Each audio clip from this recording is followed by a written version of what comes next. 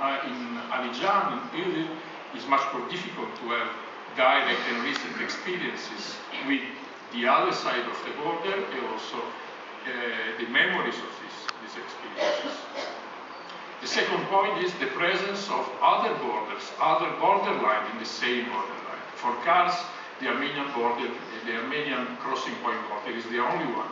But for Iğdır, there are two other border points. The first one is the Iranian one, which is also close since '88. The second one is the Azerbaijani, or the one with the Autonomous Republic of Nakhchivan, which is also very important because it has very important effects or influences on Iğdır at the cultural and political level, because it provoked or it promoted a growth of nationalism, a fortification of the Azeri, local Azeri community identity, and also at the same time a kind of, even if also this one is quite ambivalent, transborder rhetoric of discourse of one nation, two states. And at the economic level also this Azerbaijani border is important because there are from Nakhchivan Republic to Iğdır daily suitcase trader, and before oil traders, labor migrants, there are investments going from Iğdır to Nakhchivan, and so the border is an important, crucial part of the local economy. The Armenian border, the Azerbaijani-Armenian border, is less important for the Iğdır district from the economic point of view. On the other side, for Kars, the Armenian border is crucial on the economical level. There are, of course, other important differences between the two cities and the two districts, the two parts of this non-homogeneous borderlands. Historical, demographic, for example, Kars and partially is also in the present a more diverse ethnic and linguistic, at least, demographic composition. The economic difference is very relevant. Iğdır is in a better position because of the agriculture, as I said, because of the border trade. Political, there are different political, cultural, probably the Kars one is a more diverse one. Kars has also quite strong Republican political cultural history, at least until the 80s. On the other side, in Iğdır, there are a growing nationalism on the Turkish Azeri side, but probably also in the last times also on the Kurdish one. So let's see in this borderlands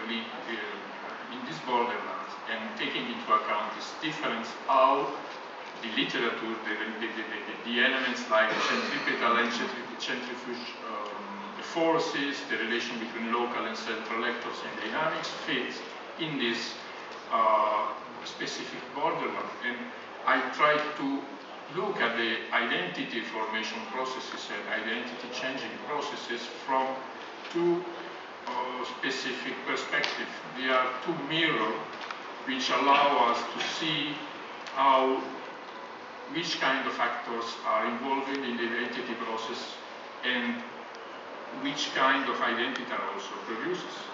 The first one is the perception and the relation towards the closed border and the opportunity or the eventual possibility of this opening. The second one is better cultural artifacts, so the monuments and memorials which are in this borderland, monuments, museums and memorials which crystallized meanings, crystallized memories and also crystallized identities.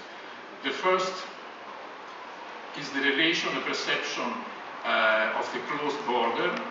As for Kars, we see an initiative since the beginning, since the early 90s.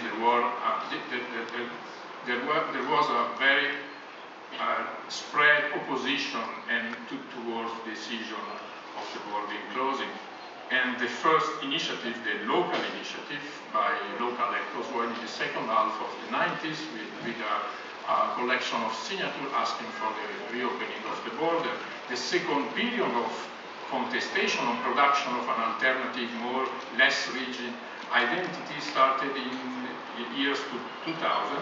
Mainly, this is the period of the mayor Ali Beyoğlu, first different initiative in order to produce less rigid and to promote cross-border identities and cross-border religion. The first one, for example, the organization of a cultural festival inviting people coming from Armenia and Azerbaijan. And the second initiative was still, again, a collection of signatures asking for the reopening of the border, which was quite successful. But what about the reaction towards this process?